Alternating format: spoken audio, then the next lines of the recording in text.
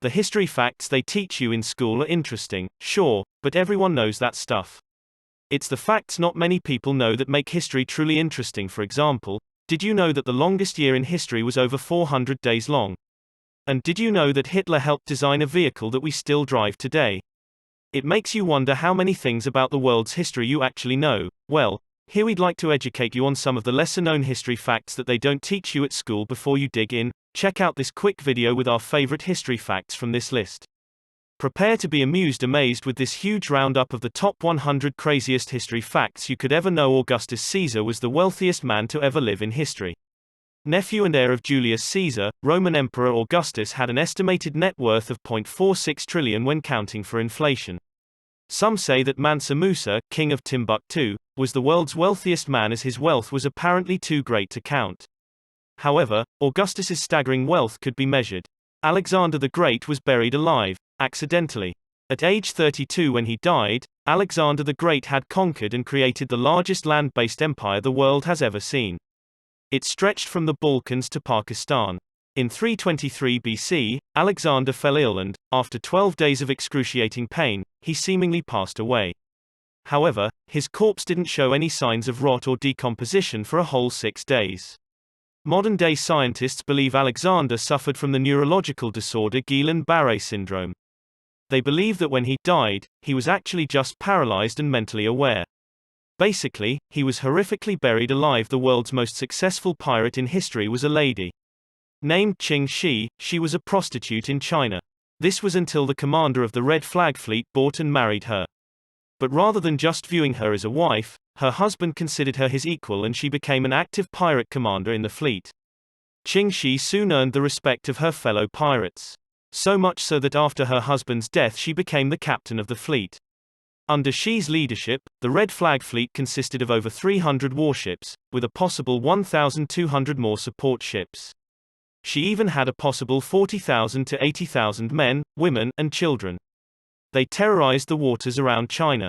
The Red Flag Fleet was such a fearsome band of raiders, that the Chinese government eventually pardoned Qing Shi and her entire fleet. Just to get him off the high seas. In the ancient Olympics, athletes performed naked. The athletes did this to imitate the gods, but also to help them easily clear toxins from their skin through sweating after each attempt at a sport. In fact, the word gymnastics comes from the ancient Greek words, gymnasia, athletic training, exercise, and gymnos, naked. This translates as to train naked. Julius Caesar was stabbed 23 times. Julius Caesar is probably the most iconic name associated with the Romans. Likewise, his assassination and death are also highly notorious. Due to his coup d'état of the Roman Republic and his proclamation of himself as dictator for life, along with his radical political views, a group of his fellow Roman senators led by his best friend Brutus assassinated him on March 15, 44 BC. During the assassination, Caesar was stabbed at least 23 times, before finally succumbing to his wounds. He passed away with fabled words to his former best friend Brutus, allegedly being, "You too, sweet child." The Coliseum was originally clad entirely in marble.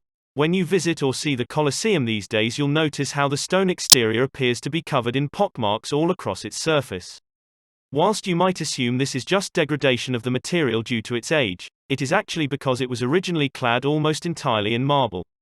The reason for the pockmarks is, after the fall of Rome, the city was looted and pillaged by the Goths. Yes, that's right, the Goths. They took all of the marble from the Colosseum and stripped it, mostly, down to its bare stone setting. The holes in the stone are from where the iron clamps and poles attaching the marble cladding to it have been ripped out. It was named the Colosseum because it was next to a statue called the Colossus. It was originally known as the Amphitheatrum Flavium, or Flavian Amphitheatre, as it was constructed during the Flavian dynasty. Residents of Rome nicknamed it the Colosseo. This was due to the fact that it was built next to a 164-foot statue of Emperor Nero known as the Colossus of Nero. Rasputin survived being poisoned and being shot. Gregory Rasputin was a Russian mystic and supposed holy man. He became friends with the last Russian Tsar and Tsarina. Over time, he came to influence the Russian royals much to the displeasure of many members of the Russian nobility. This, combined with his drunkenness and lechery, led to several Russian nobles forming a plot to assassinate the man. They invited him over to one of their houses, gave him cakes and wine laced with cyanide all to no effect, and then shot him in the chest. To their horror, Rasputin started to cough and they realized he was still alive. How did they fix the problem? The nobles shot Rasputin 2 more times, once in the head. Finally, they threw his body into the frozen Malaya Nevka River. There were female gladiators. A female gladiator was called a gladiatrix, or gladiatresses, plural. They were rarer than their male counterparts. Gladiatresses served the same purpose of executing criminals, fighting each other, and fighting animals in Rome's various fighting pits. The Vikings were the first people to discover America. Half a millennium before Christopher Columbus discovered America, Viking chief Leif Erikson of Greenland landed on the island of Newfoundland in the year 1000 AD. The Vikings under Leif Erikson settled Newfoundland as well as discovering and settling Labrador further north in Canada. You may also like these history facts about the Vikings. The Luftwaffe had a master interrogator whose tactic was being as nice as possible. Hans Scharf was a master interrogator who was very much against physical torture and brutality.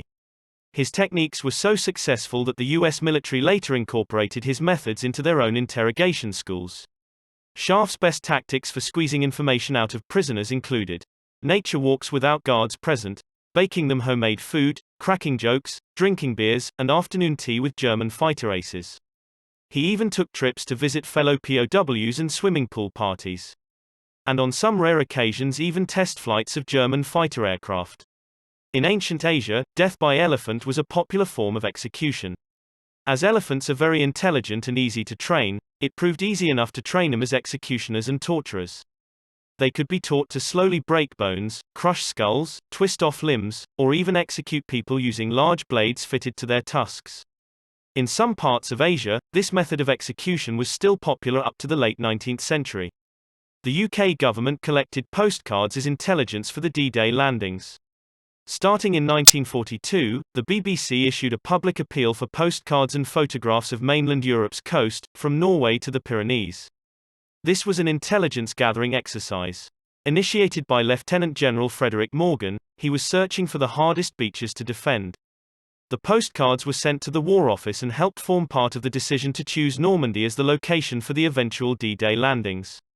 When Marcus Crassus died, molten gold was poured down his throat.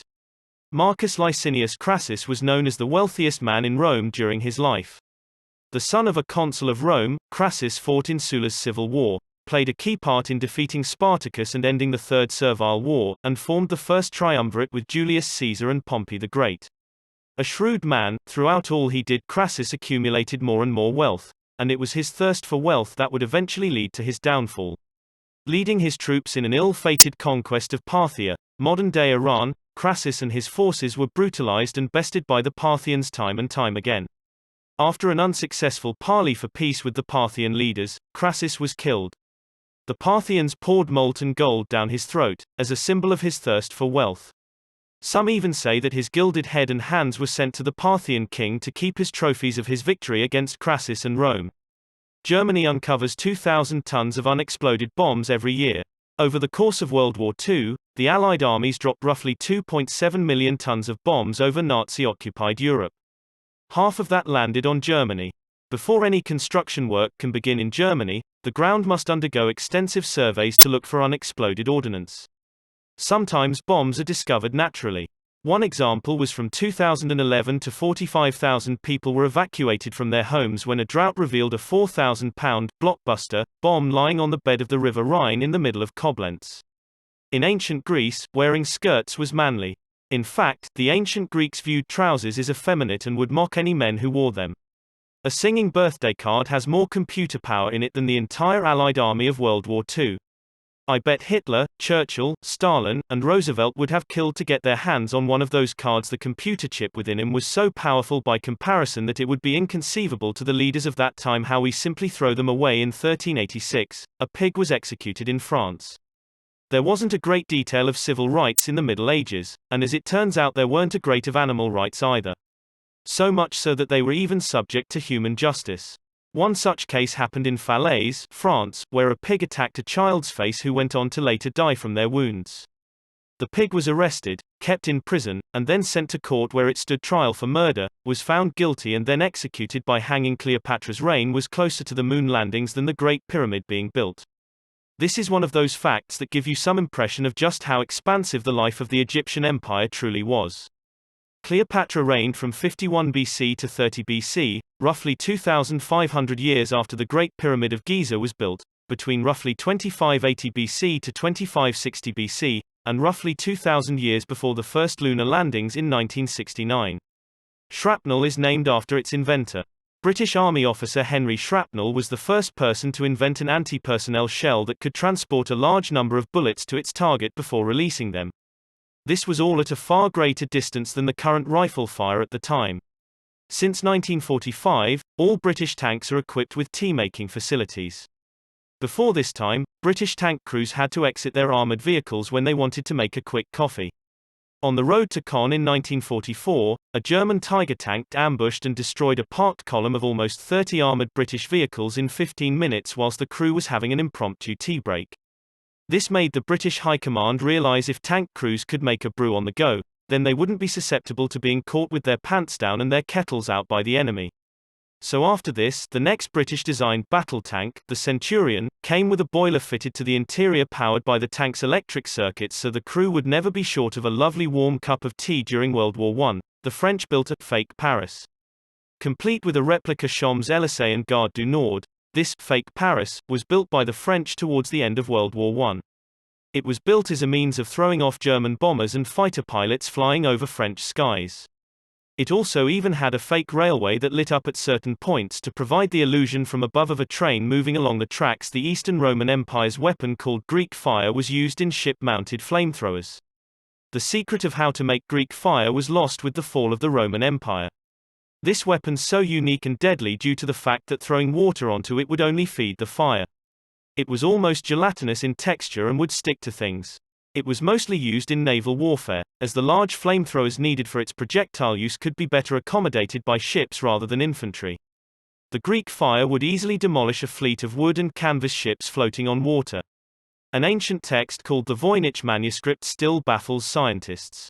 Handwritten in an unknown language, the Voynich manuscript has been carbon dated to roughly 1404 to 1438. Some of the pages are missing, and some of them are foldable pull-out pages, while most pages have illustrations. Hundreds of cryptographers and master codebreakers have tried to decipher it over the years with none succeeding to grasp its meaning or origin. A Japanese fighter pilot once dropped wreaths over the ocean to commemorate the dead from both sides. During a sea battle in the Pacific Ocean in December 1940, two Royal Navy ships, the HMS Prince of Wales and the HMS Repulse, were sunk by Japanese fighters. The following day, Japanese Flight Lieutenant Haruki Ikki flew to the location of the battle and dropped two wreaths over the seas. One to commemorate the pilots of the Japanese Naval Air Force, who died. The other for the sailors of the British Navy, who fought so valiantly to defend their ships. 4 of the Normandy beaches are made up of shrapnel from the D-Day landings. More than 5,000 tons of bombs were dropped by the Allies on the Axis powers as part of the prelude to the Normandy landings. Scientists have studied the sand on the beaches of Normandy and they've found microscopic bits of smoothed-down shrapnel from the landings. They estimate that, within 150 years, the beach will have fully lost any remaining shrapnel to rust and erosion. The saying, "fly off the handle," originates from the 1800s. It's a saying that refers to cheap axe heads flying off their handles when swung backward before a chop. Fox tossing was once a popular sport. Popular with Europe's aristocracy during the 17th and 18th centuries, fox tossing would involve a person, or a couple, throwing a fox as far and as high as they could. Turkeys were once worshipped as gods. The Mayan people believed turkeys were the vessels of the gods and honored them with worship. They were even domesticated to have roles in religious rites. Captain Morgan was a real guy. He was also a real captain, too. The face of the much-loved rum brand was a Welsh privateer who fought against the Spanish alongside the English in the Caribbean. His full name was Sir Henry Morgan and was knighted by King Charles II. Captain Morgan died in 1688 in Jamaica as a very wealthy man. Genghis Khan was tolerant of all religions. Back then, the world was a very intolerant place. More often than not, conquering warlords and emperors weren't open to religions other than their own. Genghis Khan was very different from other conquerors, though, in many different ways. One was his interest in learning philosophical and moral lessons from other religions. Despite being a Tengrist, he often consulted with Buddhist monks, Muslims, Christian missionaries, and Taoist monks. Thomas Edison didn't invent most of the stuff he patented.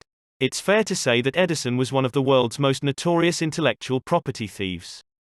Of the 1,093 things he smashed a patent on, he stole near enough most of them off real geniuses like Nikola Tesla, Wilhelm Röntgen, and Joseph Swan, the latter of whom originally invented the light bulb.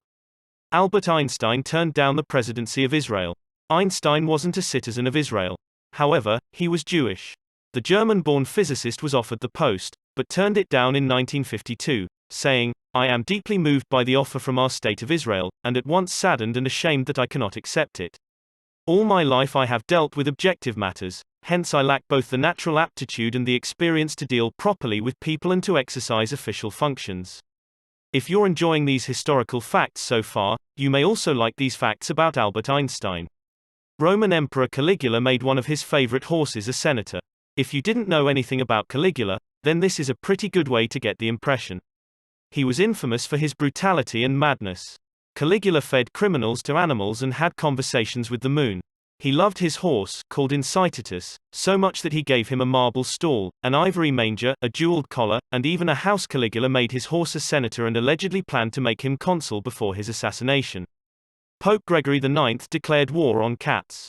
He declared cats to be agents of devil worshippers. Not all cats though, it was black moggies in particular. The Pope declared that they should be exterminated. The Leaning Tower of Pisa was never straight. Known worldwide for its 4 degrees lean, this freestanding bell tower was constructed in the 12th century. When construction on the second story started, due to the unstable ground it was built on, the tower started to lean. After this, the lean only increased as the construction process went on, and it went on to become more iconic than the tower itself. During the Great Depression, people made clothes out of food sacks. People used flour bags, potato sacks, anything made out of burlap really. Because of this, food distributors started to make their sacks more colorful to help people remain a little bit fashionable. Lord Byron kept a bear in his college dorm.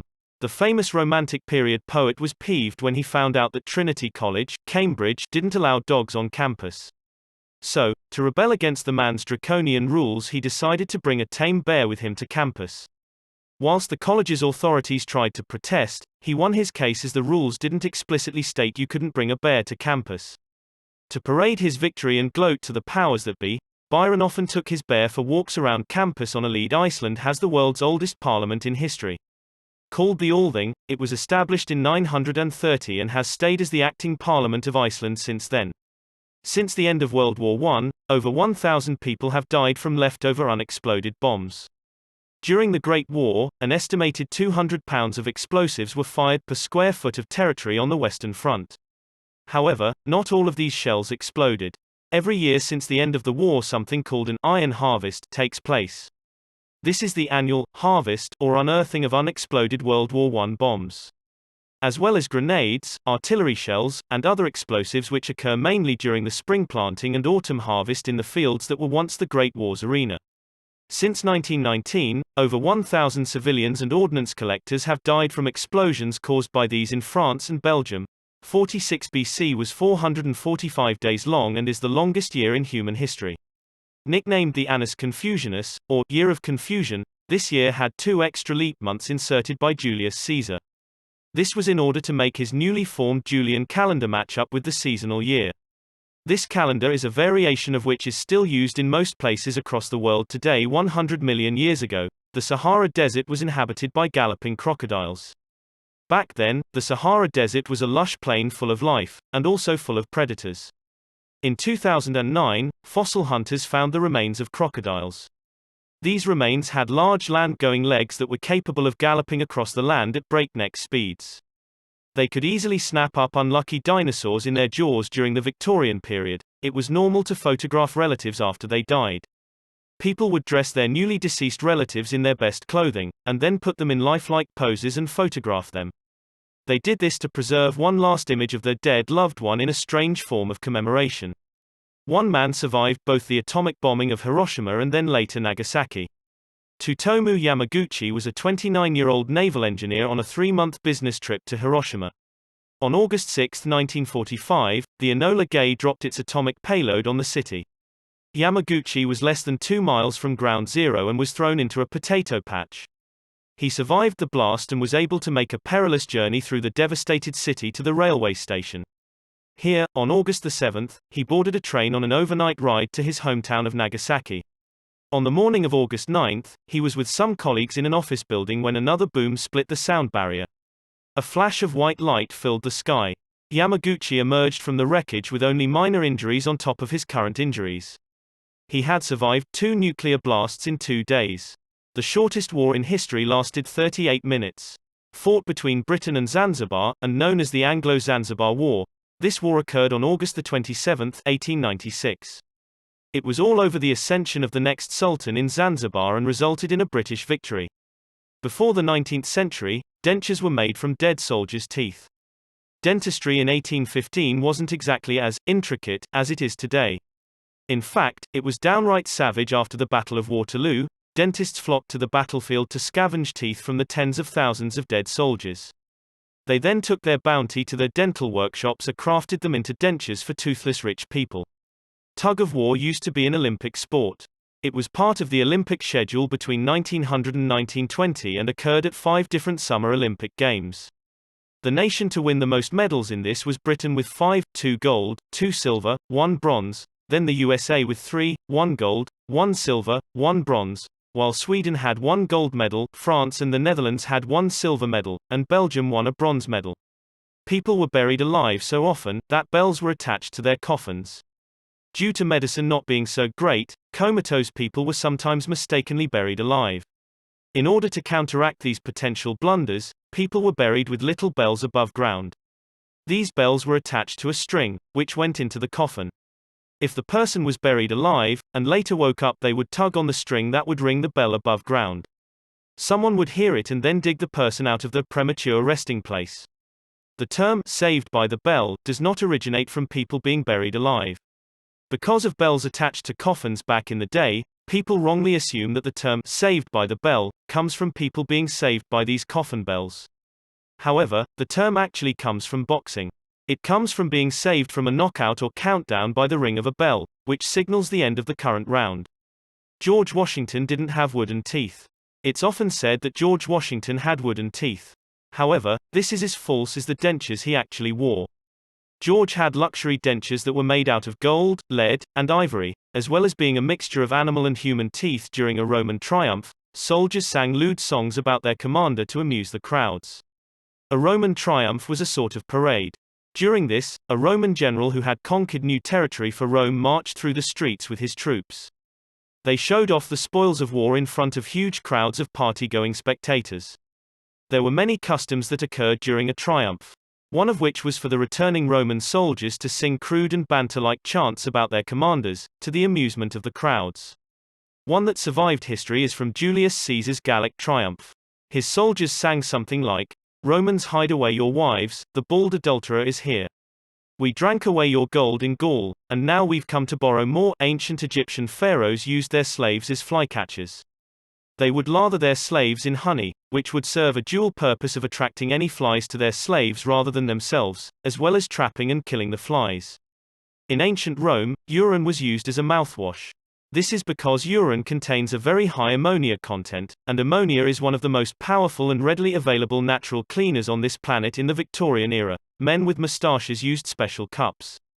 As a Brit, this is probably my favorite history fact on this list, pragmatically called moustache cups. These specially made mugs had guards on them which prevented a man's moustache from dipping into their warm cup of tea. The earliest ever lottery was during the Chinese Han Dynasty between 205–187 BC. Although it's not exactly known what the prizes were, it's believed that Chinese citizens of this era could draw keno slips, in the way one draws straws, for a nominal fee. This lottery was created to help fund major government projects, including the construction of the Great Wall of China. The Roman lottery's prizes were known and were damn savage at times.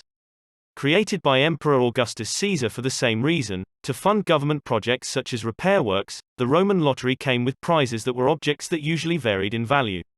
Pretty tame, right? Well, one Roman emperor's lottery prizes weren't so friendly at all. Elagabalus, who reigned between 218–222 AD, and we'll come back to that whole 4-year reign tidbit shortly, was known for his cruel running of the lottery. At first, his lottery was pretty brilliant and had prizes such as slaves or houses. However, not long into his reign, he started having lottery tickets catapulted into crowds of gathered plebs. Oh, did I forget to mention that he also catapulted live freaking venomous snakes into the crowd along with the lottery tickets? What about the fact that, not after long, the prizes tended to be things like dead animals, death sentences, even goddamn wasps and bees? So, going back to his short reign, it should come as no surprise that he made for a pretty nasty emperor and was assassinated after 4 years at the age of 18. Spartans were so rich that nobody had to work. Ancient Sparta, during its classical age, was an immensely wealthy country, mainly due to their conquest and domination of a neighboring race named the Helots. When a Spartan boy reached adulthood and became a man, the Spartan state awarded him with an allotment of public farmland. They also rewarded him with a constituent of Helot slaves to work it. This basically turned every Spartan citizen into a wealthy member of the conventional upper class. So they didn't have to work for a living. Still, private property existed, which is important because Spartan women owned most of the land and wealth in Sparta. Spartan inheritance law was crazy progressive compared to the rest of ancient Greek inheritance law. When a Spartan man died, his public state-given farmland went back to the state. However, his private land would go to his wife.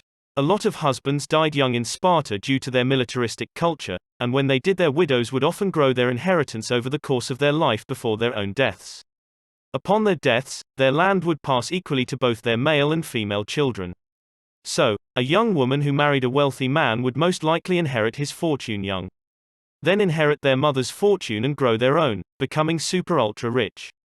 They would then pass that on to their children and on, creating a crazy snowball inheritance effect. The University of Oxford is older than the Aztec Empire. Mind-boggling as though it may seem, the University of Oxford first opened its doors to students all the way back in 1096. It became a fully fledged university with student housing and a specific curriculum by 1249. By comparison, the Aztec Empire is said to have originated with the founding of the city of Tenochtitlan at Lake Texcoco by the Mexica, which occurred in the year 1325. The World War II Army of the US is the biggest army in history. Due in part to the surge of wartime patriotism, and in part because of conscription, the US Army numbered 12 million soldiers by the end of the war in 1945. By 1943, the German military had reached 11 million soldiers. By the end of the war, the Soviet Union's army, as formidable as it was, also reached 11 million soldiers. Only 6 people died in the Great Fire of London. The Great Fire of 1666 apparently traces its way to a baker's oven and caused massive damage across the city of London. However, despite destroying over 13,500 houses and displacing 80,000 people, it only claimed the lives of 6 unlucky Londoners. Count Dracula was inspired by a real person. When Bram Stoker released his iconic horror classic in 1897, it was hailed as the most blood-curdling novel of the paralyzed century and terrified audiences worldwide. However, the titular count was based on none other than history's own Vlad the Impaler. As the ruling monarch of Wallachia, a Romanian region of Transylvania, Vlad soon made a fearsome reputation for himself by killing and impaling the still-twitching bodies of his enemies on long sticks which he planted outside his castle and all around his lands. After Vlad's eventual death at the hands of the Ottoman Empire, the history of his descendants is murky, which is what inspired Bram Stoker's character of Count Dracula. The most prolific female serial killer was a Hungarian countess. Named Elizabeth Bohori de Ext, she was born on August 7, 1560. She was accused of torturing and killing over 650 young women. Most of the women were between the ages of 10 and 14. Her cruelty was limitless. She regularly bathed in the blood of virgins to preserve her youthful looks. After facing accusations from many people, small folk and nobles alike, she was detained. However, she did not face trial due to her family's aristocratic high standing. Instead, she was privately imprisoned in a windowless room for 4 years until she died in 1614. For 12 years during the French Revolutionary period, France had a whole new calendar. Not just that, but they also had a whole new timekeeping system too. Between 1793 and 1805, the ruling French government used the French Republican calendar to remove all religious and royalist ties to the old calendar. It was also part of a wider effort to decimalize France in terms of time, currency and metrication. The French Republican calendar had 10-hour days, with 100 minutes to an hour, and 100 seconds to a minute. Whilst this crazy calendar did have 12 months, each one of these months was 30 days. They were all given new names that reflected a meaning for each season. For example, one in winter was named Nevos, which is Latin for snow. Genghis Khan created one of the first international postal systems. One of the reasons the Great Khan's Mongol army was so lethal is because of their fluid and flexible makeup, as well as their vast communication capabilities. One of his earliest decrees as Khan was to establish a mounted courier service called the Yam. The Yam grew into a military postal service spanning across multiple borders, complete with a network of post houses and way stations across the whole of his empire. During World War II, the British Soviets launched a joint invasion of neutral Iran. What could both the Brits and Ruskies want with this Middle Eastern neutral country, you ask? Come on, don't be that guy. It's Iran for crying out loud. They wanted all of that oil, that sweet, sweet oil, and they got it by invading the country in 1941 during Operation Countenance. They were jointly able to secure the Iranian oil fields, as well as a secure supply line for the Allied forces. 1 in 200 men are direct descendants of Genghis Khan. The Mongolian emperor was known for siring many, many children. At least 11 scientists conducted a study in 2003 which showed that 1 in 200 men share a Y chromosome with the conqueror. This may not sound like a lot, but you should consider that there are roughly 3.7 billion men on the planet. That makes a total of around 19 million men. Ancestors of the Great Khan. Russia ran out of vodka celebrating the end of World War II. If you ask somebody to name things that are quintessentially Russian, they'll probably say winter, communism and, of course, vodka. It should come as no surprise that, after being punched almost all the way to Moscow by the Nazis then fighting their way back to Berlin, the Russians were pretty elated when they heard the news of the Third Reich's fall.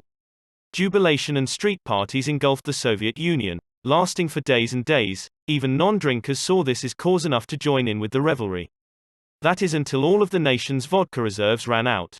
A mere 22 hours after the partying started. Now started the nationwide hangover. There were dance marathons during the Great Depression. It wasn't exactly a means of keeping the American spirit up through the darkest financial crisis in its history, either.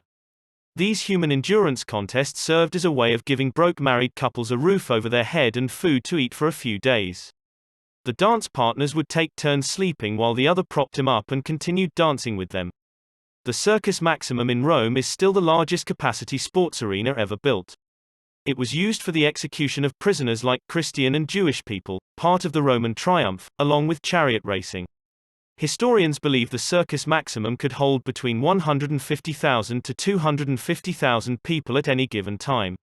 This means that it could hold more spectators than the Runggrado May Day Stadium in North Korea, the world's largest capacity stadium, which can hold roughly 114,000 people.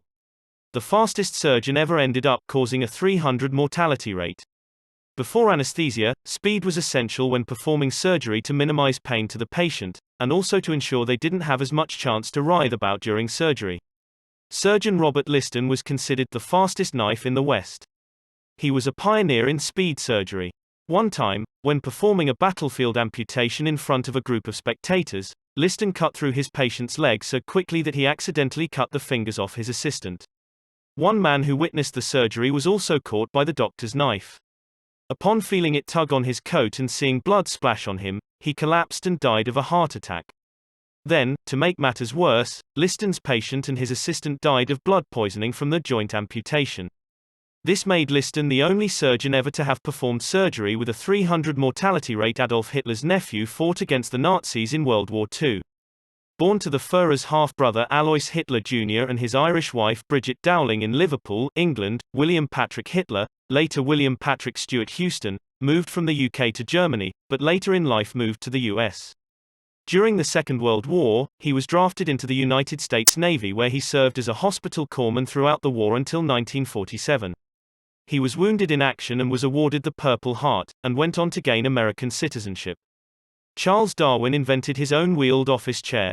Why? Because the man was a genius, that's why.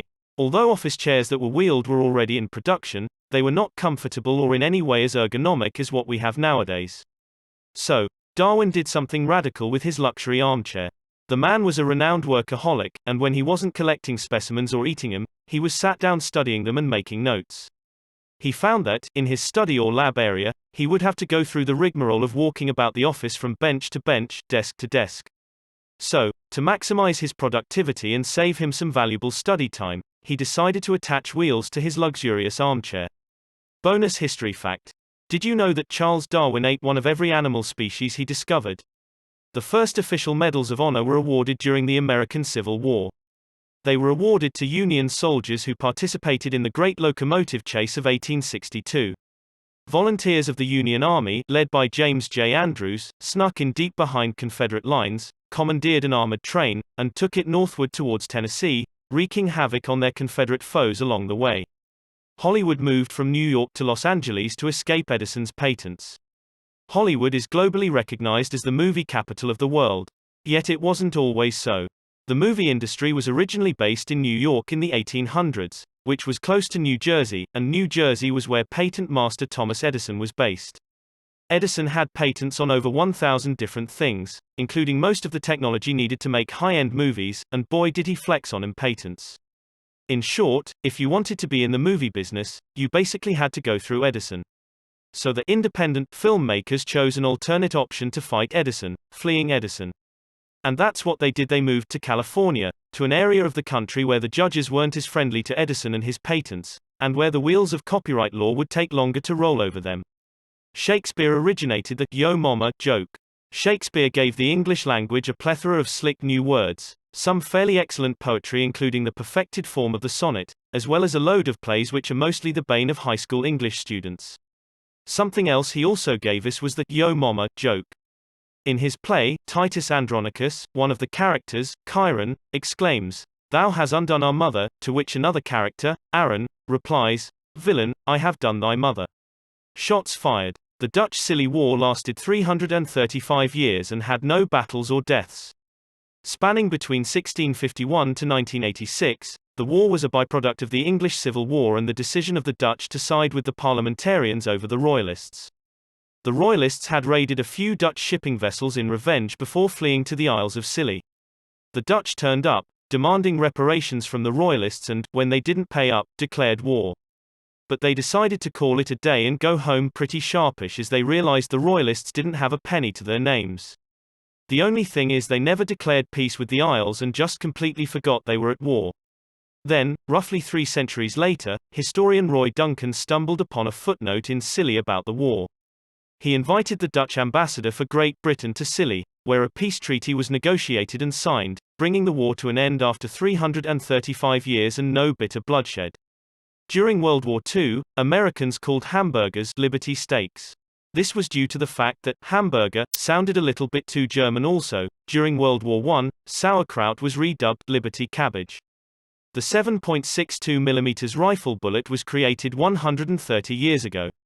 Even if you're not a gun nut, you've probably heard someone refer to this type of ammunition before. It's the ammunition AK-47 assault rifles use. Therefore it should come as no surprise that it was developed by the Russian Empire in 1891. Originally designed for the Mosin-Nagant bolt-action rifle, this round is still in use today.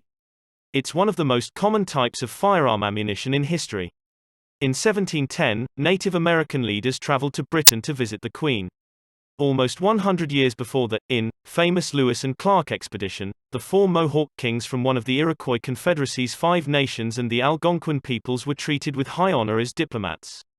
Transported through the streets of London in royal carriages, they were personally met by Queen Anne at the court of St. James Palace. They also visited the Tower of London and St. Paul's Cathedral. I wonder if they got given, I3 London, t-shirts too. In medieval England, the word ask was pronounced axe. So I suppose you could say it makes sense that's how they'd say it in Futurama if that's how they said it in the past, right? This pronunciation of the word was even featured in the first English translation of the Bible, axe and it shall be given. In 18th century England, pineapples were a status symbol. Despite the fact that they didn't make it over to England until the 1600s, by the 1700s owning pineapples had become a huge craze. Those rich enough to own a pineapple would carry them around to signify their personal wealth and high-class status. Near enough everything from clothing to houseware was decorated with exotic fruit. And for those who weren't rich enough to buy their own pineapples and become a part of this fad, they could rent a pineapple out to tout around in public and look the part for the day. The first known artworks date back to roughly 100,000 years ago. It is believed to have begun with the Homo sapiens during the Upper Paleolithic era. The oldest known artworks were found in what is now France. The ancient Egyptians used slabs of stone as pillows. In ancient Egypt, the head was considered to be the seat of spiritual life and had to be cared for. So, therefore, when getting into bed, the Egyptians would place their heads on a stone with a curve in it. They were also engraved with images of the gods and placed under the heads of the dead to ward away bad spirits. Paul Tibbets, pilot of the Enola Gay, didn't have a funeral or headstone. The Enola Gay is a plane that will live on in history until the end of man. As the plane to drop the first nuclear bomb on Hiroshima, it is both a sign of oppression and freedom.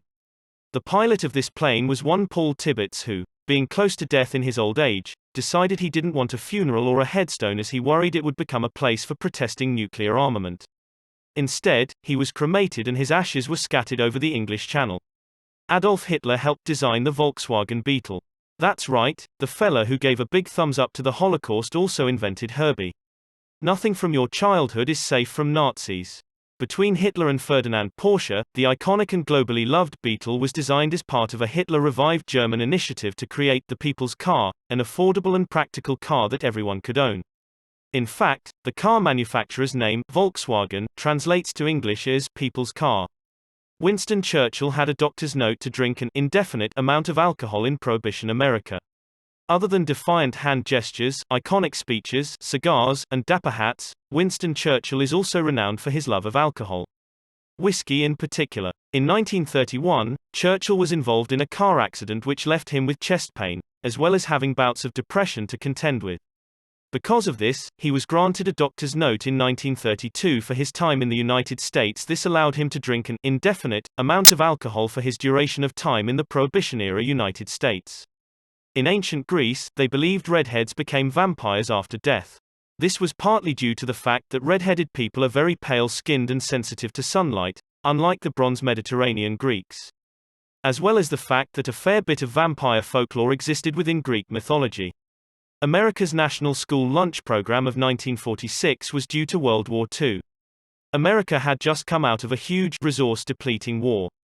So why on earth would they be handing out free food for school kids? After all, it's no secret that food rationing in Britain continued until 9 years after the war. This is due to the fact that the government realized by giving the children free meals, they would have a healthier draft pool if they ever needed it again. Abraham Lincoln was a wrestling champion. Before becoming America's 16th president, Abraham Lincoln was an avid wrestler. He only lost one fight out of 300. The guillotine was invented to create equality in execution. The guillotine is an image that is fairly synonymous with France and the French Revolution. Until its advent and widespread use, the regular methods of execution in France were rather savage. Punishment like being drawn and quartered was common. The idea to use the guillotine as the main method of execution was part of the movement for equality in France that spurred on the revolution. This created equality in death and execution for citizens from all backgrounds. The Soviet Union tried to snuff out the memory of Genghis Khan. During the Soviet-era rule of the late 20th century, simply mentioning the great conqueror's name was a crime against the USSR. The Soviets removed his story from school textbooks and outlawed pilgrimages to his birthplace of Khenti. After Mongolia gained their independence in the early 1990s, he was restored to his rightful place as a national hero of Mongolia. He appeared in the art and popular culture, as well as on Mongolian currency. Ferrets, dogs, and monkeys were the most popular pets in the Roman Empire. Rather than having cats to hunt down vermin like mice and rats, the Romans used ferrets. They also used dogs as sentries and guards, whilst they used monkeys for entertainment. Because monkeys are funny, tablecloths were originally designed to be used as one big, communal napkin. Children wiping their mouths on tablecloths is a bugbear of many a nagging mother the whole world around. However, that was their original use. Guests were meant to wipe off their hands and faces on a tablecloth after a messy feast. To not do this would be considered bad table manners. A Chernobyl firefighter was exposed to so much radiation, it changed his eye color. Vladimir Pravik was one of the first firefighters to reach reactor number 4 of the Chernobyl nuclear power plant on April 26, 1986. His job there was to contain the flames spewing from the building. During his shift dousing the highly radioactive flames of the burning reactor core, he was exposed to a shockingly lethal dose of radiation. It was so deadly that it changed his eye color from brown to blue. Like the majority of the first responders to the Chernobyl disaster, Vladimir died 15 days later from severe radiation poisoning. Still enjoying these historical facts? We hope so. You may also like to know how the Chernobyl disaster affected the UK. Julius Caesar was the first ever Roman to invade Britain. He did it twice in the years 55 and 54 BC. Up until this point, there were many divided opinions on Britain within the Roman Empire. Some believed Britain to be just the foot of another huge northern continent. Others thought it was a place full of unbelievable riches, whilst most thought it just didn't exist. Caesar's first invasion of Britain was, in a militaristic sense, a resounding blunder. Yet, due to the mythical nature of Britain, his invasion of the country was a huge PR success. It made him legendary in the eyes of many Romans. Cleopatra wasn't Egyptian. She was part of the Ptolemy dynasty, who was derived from one of Alexander the Great's generals, Ptolemy. Her ancestors ruled over Egypt from the city of Alexandria, named after, you guessed it, Alexander the Great. Bonus fact about the Ptolemy dynasty: all male members of this dynasty were called Ptolemy. It makes learning about them really confusing. Cleopatra was the first member of her dynasty to speak Ancient Egyptian. Ancient Egyptian is considered one of the most difficult languages to master in history. Well, Cleopatra was able to master it, along with 8 other languages including Ancient Greek, Ancient Iranian, Ancient Parthian, Syriac, Ethiopian, Troglodyte, Hebrew, and Arabic. Alexander the Great named over 70 cities after himself. That might sound a touch egocentric on the face of it. But let's not forget that Alexander the Great conquered over 2 million square miles of the Earth's surface. And he did this all before he was 30 years old. So yeah, over 70 cities might be a little excessive. But, if you're a boy wonder with the world literally knelt at your feet, why not go a little crazy? Am I right? It's believed that roughly 97% of history has been lost over time. I can't really think of a more appropriate fact to end this article on really. Mainly because the chances are, you'll only remember 3 of these history facts when you tell your friends later. History's documentation is so subjective, not to mention all the lost historical accounts of the world. So it's no surprise that what we know of our history is just a snapshot of the whole thing. Written accounts of history only started roughly 6,000 years ago. And modern humans first appeared around 200,000 years ago. This 194,000-year gap is, in itself, huge. However, considering all the historical writings lost over the years when written history did exist, it makes the mind wonder. That's the end of these 100 fun history facts. We hope you learned something new that school didn't teach you about history. What was your favorite fact about history on this list? Or is there one we should really know? Tell us in the comments below.